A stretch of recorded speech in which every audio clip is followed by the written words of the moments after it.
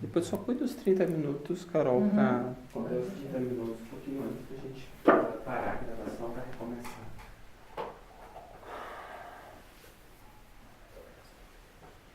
Bom, boa noite a todos então, sejam bem-vindos. Olha, casa cheia hoje, hein?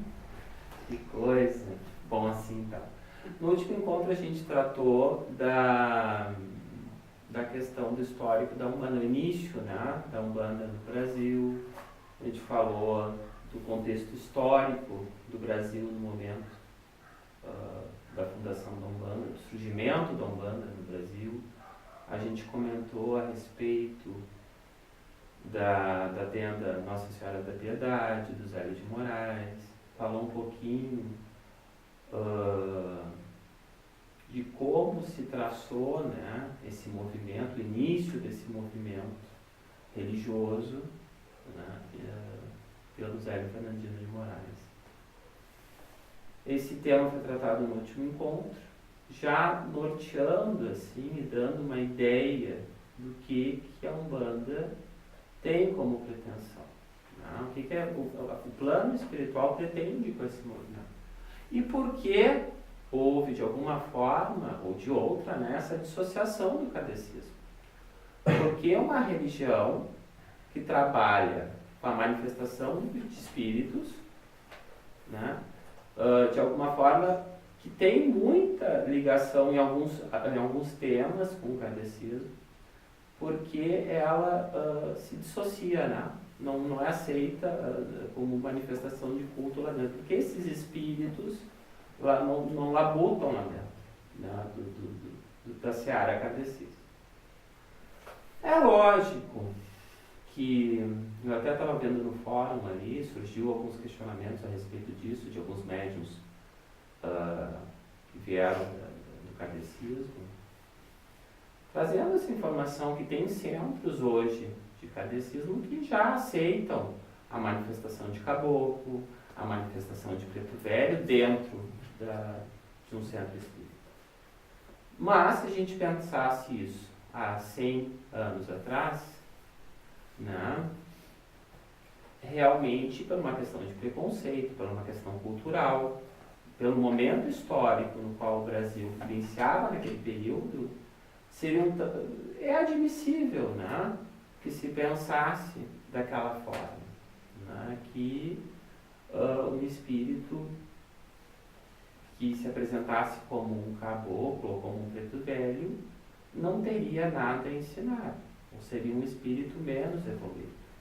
Só que, infelizmente, as pessoas que agiram e que agem dessa forma esquecem também que essa é uma roupagem transitória, que um espírito, né, vai usar a roupagem que ele se identifica, que um trabalho que ele tem que desempenhar, e isso não o qualifica como um ser menos ou mais evoluído, né? A roupagem que ele está utilizando, no meu sentir, não é o que determina o grau evolutivo dele, né? Porque um espírito pode ter uma roupagem de padre ou de freio, seja lá o que for, e não ser um espírito daqui a pouco tão evoluído quanto um outro que não utiliza aquela roupagem fluídica, né? A roupagem fluídica para mim é como uma roupa, né, que a gente veste e troca. Claro que quando a gente fala de espírito e fala nessa questão, é lógico que o espírito que usa determinada roupa fluídica é porque em alguma vida ele viveu, né, naquele corpo, naquela manifestação, né, utilizou uma roupagem daquela. Mas isso para mim não é o mais importante na determinação do nível evolutivo desse espírito. Eu acredito assim que hoje, né, já tem vários centros espíritas que estão caminhando para uma modificação desse entendimento. Eu mesmo aqui no terreiro, até como resposta que eu coloquei ali, eu percebo muito assim das entidades que não se façam direcionamento, né? É muito raro eu chegar aqui e receber autorização para dizer assim, não, tu tem que ser um bandista. tu tem que, eu colocar o direcionar o livre-arbítrio da pessoa. Isso não é a prática, a gente não deve agir dessa forma. As entidades aqui sempre colocam.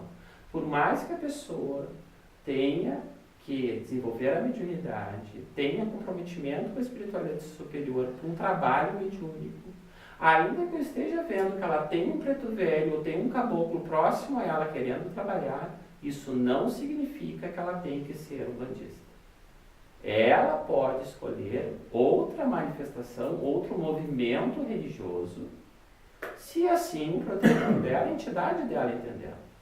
E tem preto velho que vai trabalhar, sim, em centro espírita, sem manifestação, sem incorporação, e desempenhar um trabalho que está afim com a consciência da pessoa da qual ele está afinizado. Isso é uma questão que a gente tem que entender. Né? A entidade, ela não está aqui para determinar ou escolher o que eu devo ou não devo fazer. Ela está para me orientar.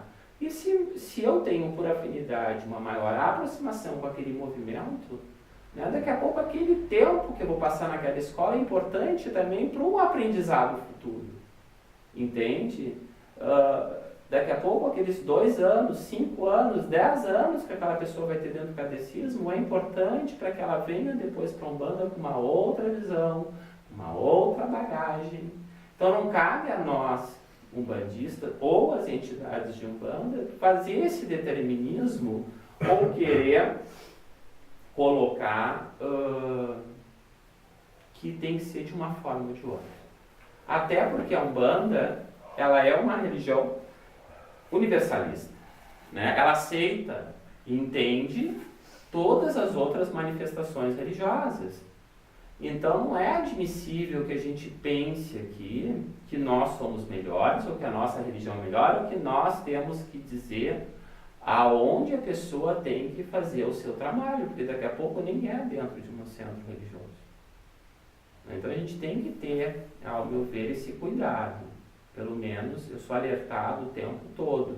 A gente tem essa tendência a querer puxar para o nosso, né, o frango para o nosso assado. Né? Não, vem para cá, porque tem um preto velho, tem um caboclo contigo.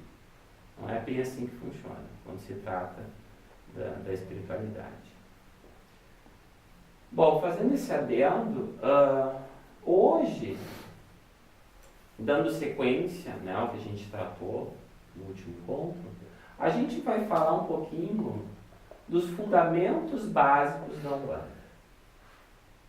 Quando se fala em fundamento básico da Umbanda, para mim, eu estou falando no núcleo duro. Eu estou falando daqueles fundamentos que todos os terreiros de Umbanda têm que seguir para se chamar Umbanda. Senão, não é Umbanda. Existem várias escolas umbandistas. Umbanda sagrada, Umbanda esotérica, Umbanda tradicional, Umbanda iniciática, Umbanda disso, Umbanda daquilo. Uma vertente mais esotérica, orientalista, uma mais voltada para culto africano, uma mais católica, uma mais isso, uma mais kardecista, mas todas têm que ter em comum um núcleo duro. A questão é a gente identificar esse núcleo duro, porque isso é que vai determinar se a gente está falando de Umbanda ou não. Né? Eu elenquei aqui algumas questões.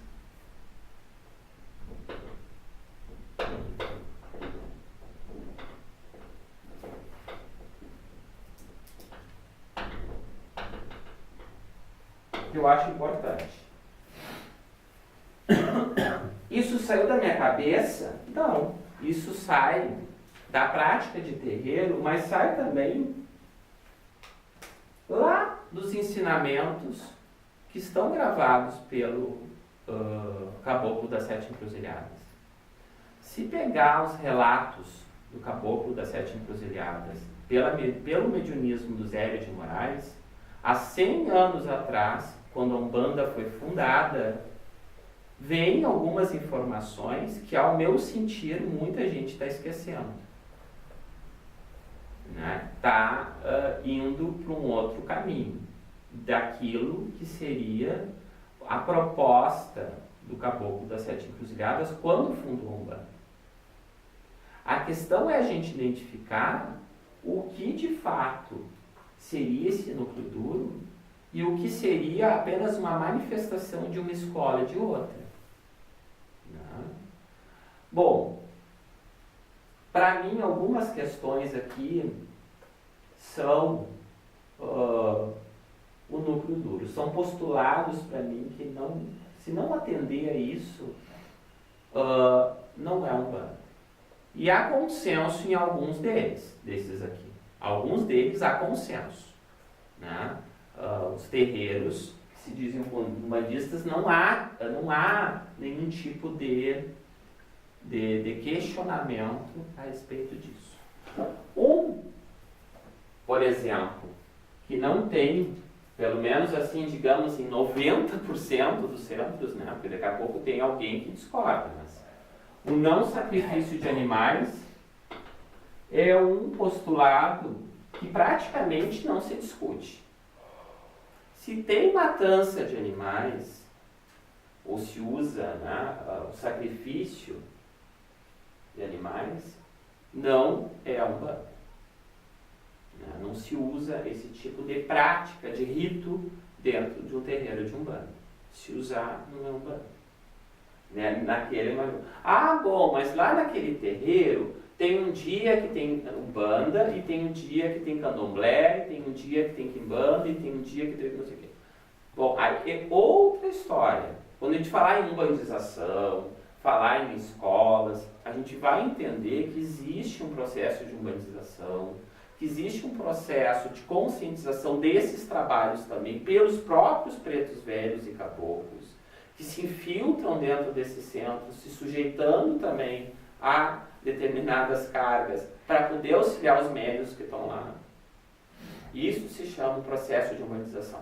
E aí pode acontecer sim de ter um caboclo numa sessão de caboclo, numa umbanda que eles chamam de traçada ou cruzada, porque num outro dia lá tem candomblé ou tem nação. Pelo meu entendimento. Se o caboclo que vai estar trabalhando lá é o mais evoluído ou menos evoluído, importa que seja caboclo, importa que seja umbanda, né? A questão toda que a gente tem que analisar, no meu sentido, é a raça.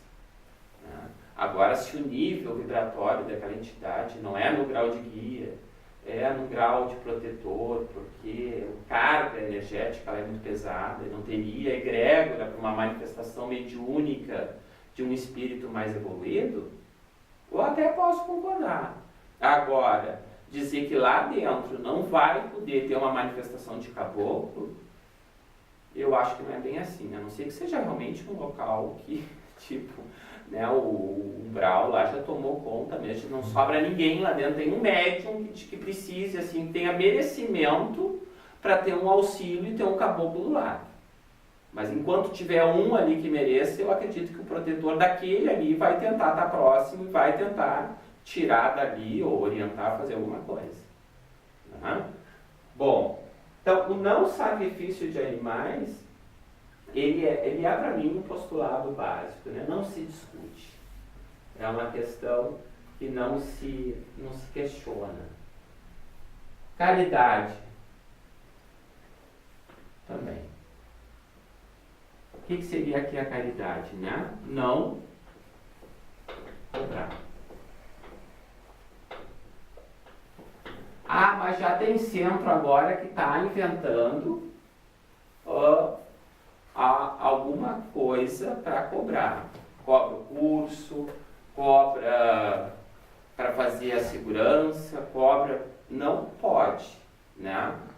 A própria manifestação do Caboclo das Sete Encruzilhadas, pelo relato ali que depois eu vou ler, é no sentido de caridade, não ter nenhum tipo de cobrança dentro da atividade mediúnica. Né? E a grande maioria dos centros de Umbanda segue isso, porque os caboclos não permitem. Experimenta cobrar para ver se o caboclo, ou das duas uma, né? Ou ele vai fazer o médium perceber que está indo pelo caminho errado e vai levar-lhe alguma chapuletada, né, que vai aprender, ou ele vai se afastar e aí a coisa vai virar. Mas, no geral, olha, começou a lidar com dinheiro, de cobrar para atender, cobrar para fazer trabalho, as entidades de Umbanda não aceitam, de forma alguma. E aqui também não. Bom, as outras questões que estão colocadas aqui, tem terreiro que segue, tem terreiro que não segue. Para mim, aí no meu entendimento, né, dentro do que eu percebo, para mim tem mais uma aqui, que é um postulado básico, que a grande maioria, tirando a Umbanda Sagrada, que chegou há pouco tempo, diz que não, que embora tenha como manifestação de Deus, eles não veem como uma religião monoteísta, eles veem como politeísta. Mas o culto ao orixá como manifestação de Deus, como uma energia, como um desdobramento da divindade, quase, praticamente todos os terreiros entendem assim, né? As escolas iniciáticas. Eles têm essa questão como algo muito, muito tranquilo, né? Não se questiona essa parte de entender que o orixá é um espírito que incorpora, a incorporação de orixá na Umbanda. A grande maioria dos centros de Umbanda entende que isso não é possível, porque sabe, entende que o orixá não tem essa forma de espírito para incorporar. Para mim é uma questão também que traz e faria parte do núcleo duro. A questão do usar o branco, que remete à questão da própria simplicidade, que é o preceito umbandista, o uso do branco, que foi, inclusive, está ali, depois eu vou ler também, dito pelo Caboclo das Sete Encruzilhadas, que deveria se usar o branco como símbolo da simplicidade e da humildade. Tem centro que não usa. Usa roupa colorida, usa petrechos, usa 500 mil coisas. Mas não é lá na história da fundação da Umbanda, a recomendação do Caboclo das Sete Encruzilhadas. Deveria se usar o branco.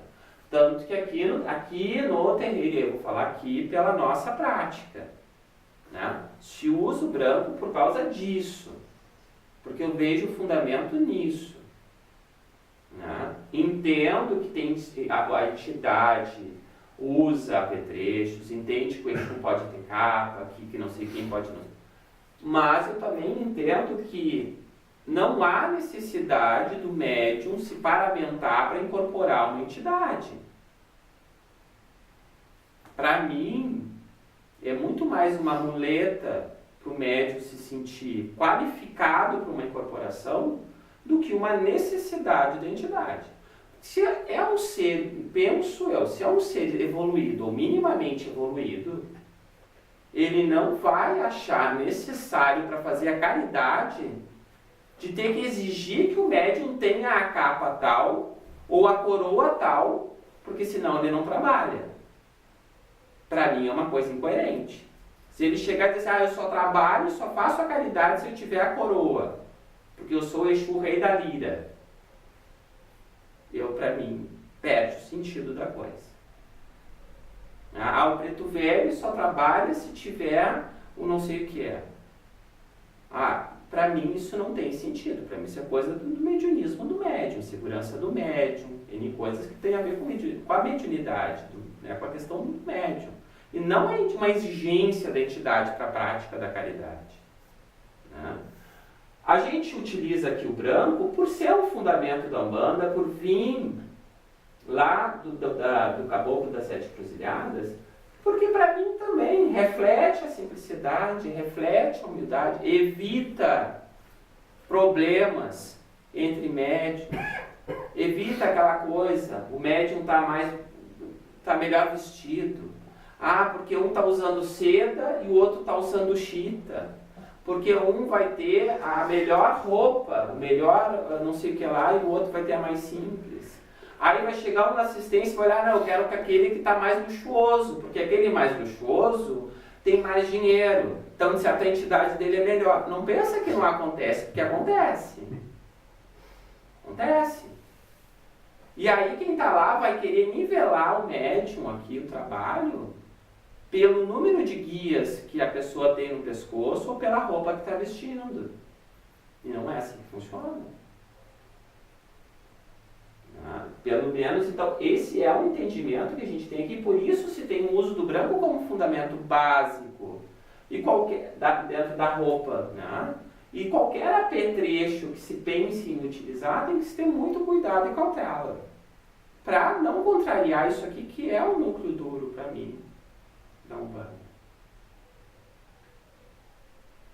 Tá?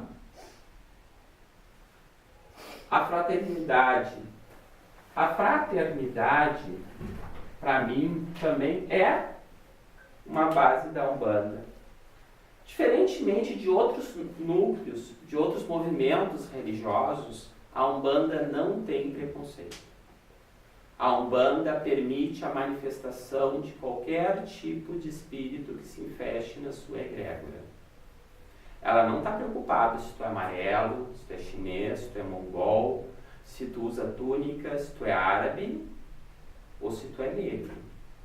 Ela não está preocupada com o teu nível evolutivo. Ela está preocupada com o que tu queres daqui para frente.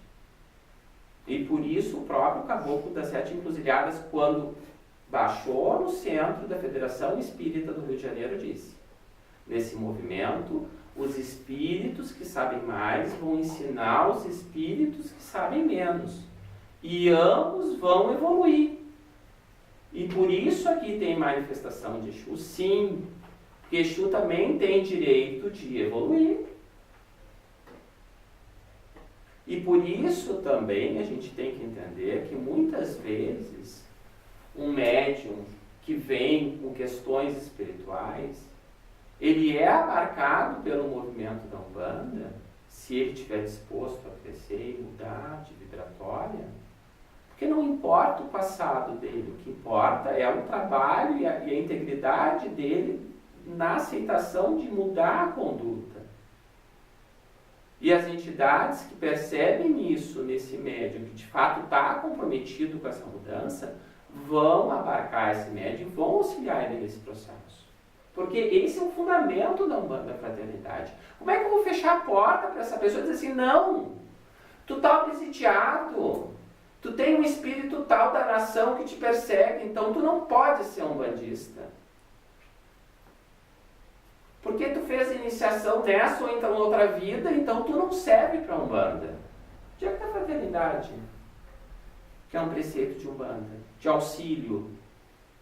Então os caboclos vão dizer assim, não, tudo para nós aqui não. Vão fazer o mesmo preconceito que foi o que gerou a iniciação desse movimento. Não seria contraditório?